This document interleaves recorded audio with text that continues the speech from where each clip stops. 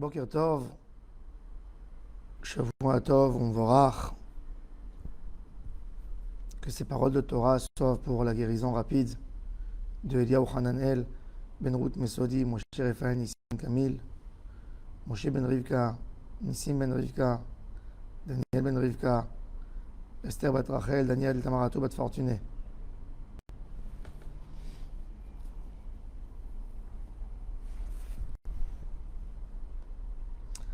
On a dans notre paracha la naissance de Yitzhak, de Esav. On voit dans la Torah quelque chose qui nous paraît un peu bizarre. Yitzhak aime son fils Esav et Rivka aime Yaakov.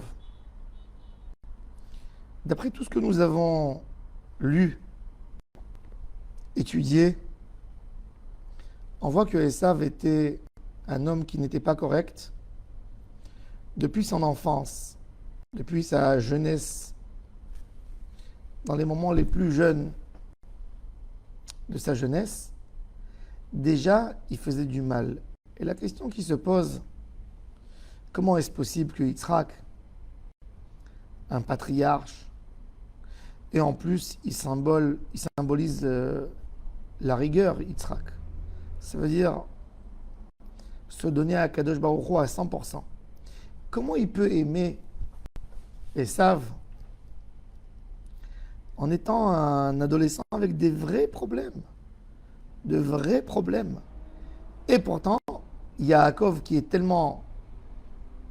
tellement la Torah, qui est un enfant à zéro problème, comment il le met à l'écart? Pourquoi c'est que Rivka qui l'aime, qui le soutient, et pas son papa Yitzhak? À tel point que Yitzhak était d'accord de confier la Beracha qu'il a reçue de son papa, de Avraham Avinu, de la confier chez Esav. Est-ce que Yitzhak n'était pas conscient de ce que son fils Esav faisait? C'est difficile de comprendre et de croire une chose pareille. Puisque si ton fils fait du mal, tu as les gens qui viennent te le dire, tu as tes voisins qui viennent se plaindre. Donc c'est impossible que Yitzhak n'était pas conscient du mal que Esav faisait. On ne nous parle pas d'un mal de quelqu'un qui a point de vue qui n'est plus croyant ou quelque chose comme ça. C'est quelqu'un qui fait du mal, qui vole, qui blesse, qui tue des fois. Alors, comment ça se fait que Yitzhak était prêt de lui donner tout? Je pense que la réponse à cela, c'est notre caractère à nous. On a des parents que quand ils ont un enfant qui fait du mal, ils font tout pour le remettre en place, pour le punir.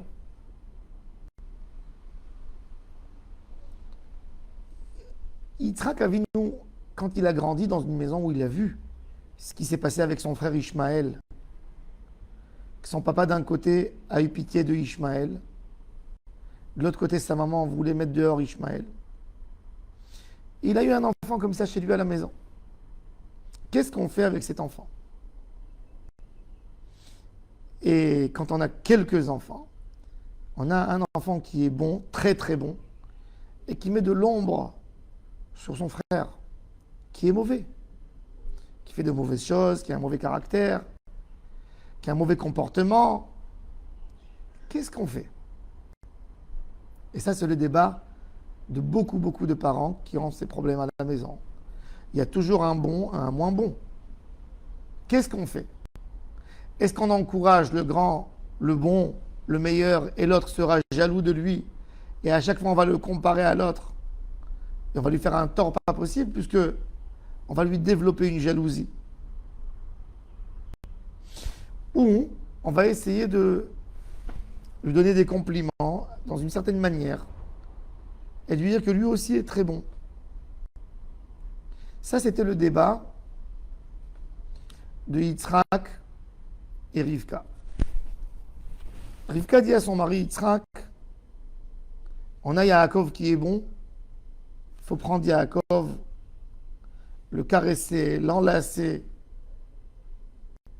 Et Esav doit voir, doit reconnaître que son frère Yaakov est meilleur, doit essayer de vouloir copier les chemins de son frère qui est bon. Parce que Esav est un enfant très jaloux. De ce qu'on voit dans son caractère, il a un caractère d'un enfant jaloux, très jaloux. Il est capable de tuer son frère pour une beracha. Il est jaloux. Yitzhak qui a remarqué le caractère de Esav, il a essayé de le mobiliser, de lui donner une motivation en lui disant « t'es le meilleur ». Et il s'est dit comme ça, il ne va pas s'éloigner de moi, je vais le garder proche. Même s'il fait des bêtises, du moment où cet enfant m'aime beaucoup, il ne dépassera pas les limites. Et après, il essaye aussi de lui donner une responsabilité du fait. Yitzhak pense que du fait qu'il accordera la bénédiction à Esav, Esav automatiquement il sait que c'est lui qui doit prendre la relève de son papa et de son grand-père Abraham. Il doit continuer le chemin de Torah. Donc il sera obligé d'être mobilisé dans la Torah, dans le chemin de la Torah. C'était ça la pensée de Yitzhak. Et c'est ça l'idée pourquoi Yitzhak rapprochait tellement son fils Esav. Il ne voulait pas l'éloigner. Rivka a dit non. Il y a un enfant qui fait un travail. Il est déjà là, il fait tout un travail pour se rapprocher à Hachem, notre fils Yaakov. C'est Yaakov qui doit être l'exemple de la maison. On n'a pas à avoir peur de comment Esav va agir par sa jalousie. Et on a à prendre Yaakov et à le mettre comme exemple. Et si Esav veut rejoindre le chemin de Yaakov, tant mieux. C'est pour ça qu'on nous dit Yitzhak, Ohevet Esav, Rivka, Ohevet et Yaakov. Et Akadosh Baruch Hu nous a montré que le chemin de Rivka était le bon chemin. Puisque c'est Yaakov qui a fait la bracha, Akadosh Baruch Hu a tout fait pour que Esav rate la bracha de son père. Nous dire, quand tu as quelques enfants et tu as un enfant que Dieu nous en préserve, qui dérape, qui quitte le bon chemin, et tu n'as pas envie de l'éloigner trop, qu'est-ce que tu fais? Tu veux lui donner un kavod, tu peux lui donner. Tu peux le gâter pour ne pas qu'il s'éloigne. Mais pas sur le compte du bon frère que lui fait un travail extraordinaire de Avodat Hashem. Tu n'as pas à diminuer le travail des autres pour quelque part le flatter et lui donner à lui de la reconnaissance. Non. Tu peux lui donner un prix et dire que c'est un prix d'encouragement. Mais pas mentir dans l'éducation. Il ne mérite pas. Par ses actions, il ne mérite pas. Il ne mérite pas un prix comme s'il avait fait quelque chose. Yitzhak, en voulant garder Esav à côté de lui, il lui donnait des prix comme s'il méritait quelque chose. Il ne méritait pas. Et c'est ce que Rivka, elle dit à Yitzhak, tu ne peux pas te comporter avec ton fils comme quelqu'un qui mérite. Je veux bien accepter que tu ne veux pas l'éloigner, que tu ne veux pas l'écarter de ta famille. Mais tu ne peux pas lui donner une responsabilité sur le compte de son frère. Tu peux lui donner une responsabilité, mais pas sur le compte de son frère. Tu ne peux pas prendre la bénédiction de Yaakov, qui la mérite par ses actions, et la donner à Esav parce que tu veux le motiver. Et ça, c'est un débat qu'on a tous les jours à la maison. Et il ne faut pas oublier. Un enfant qui a fait du bien, il mérite le bien par le émet. Tu ne peux pas lui enlever ce qu'il mérite par son travail et le donner à son frère. Tu peux encourager le frère à côté, mais pas lui prendre ce qu'il mérite vraiment par son travail et le donner à son frère pour encourager le frère. Ça, un enfant ne peut pas comprendre. Quand il mérite d'après le Hémet, tu ne peux pas lui enlever ce qu'il mérite. Tu peux toujours aider l'autre à rejoindre la Kedusha, mais jamais lui enlever ce qu'il mérite par ses actions. L'éducation des enfants, c'est très compliqué. On a des choix à faire très durs. Qu'est-ce qu'on veut faire? Est-ce que je dois garder l'enfant à la maison avec tout ce qu'il fait? Est-ce que je dois céder, ou je dois fermer les yeux, ou je dois parler, ou je dois faire un reproche? Il faut savoir, on a des fois peur de perdre un enfant. Alors on veut se taire, mais on fait des dégâts beaucoup plus graves. Parce que l'enfant, il ne comprendra jamais le sens du Hémet. Il a reçu un prix. Il s'est mal comporté, il a reçu un prix.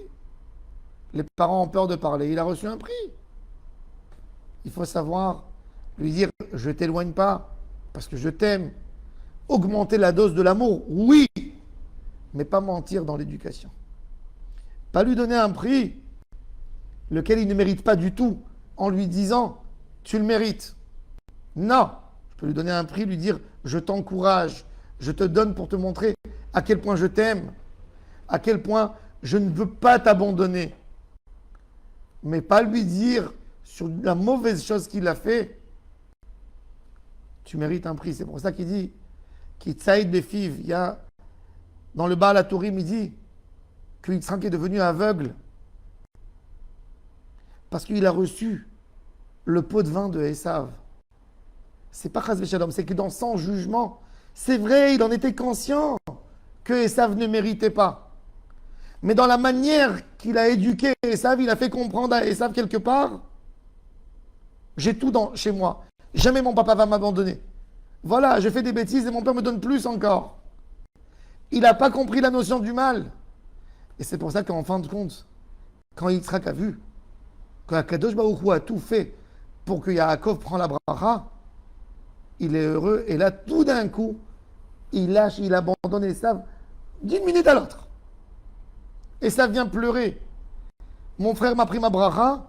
Et qu'est-ce qu'il dit Yitzhak? Qu'il soit béni qu'il te l'a prise. Parce qu'il a compris. Ce n'était pas une question d'amour, qu'il aimait ou il n'aimait pas. Il aimait les deux de la même manière.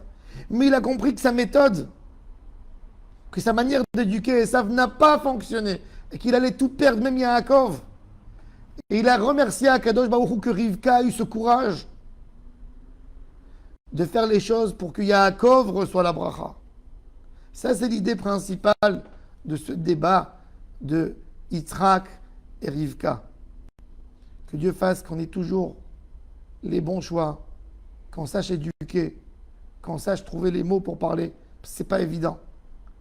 Et surtout que Dieu garde nos enfants et nos générations qui suivent toujours le chemin d'Hashem Yitbarach. Bonne journée à tous et à toutes. Shavua Tov.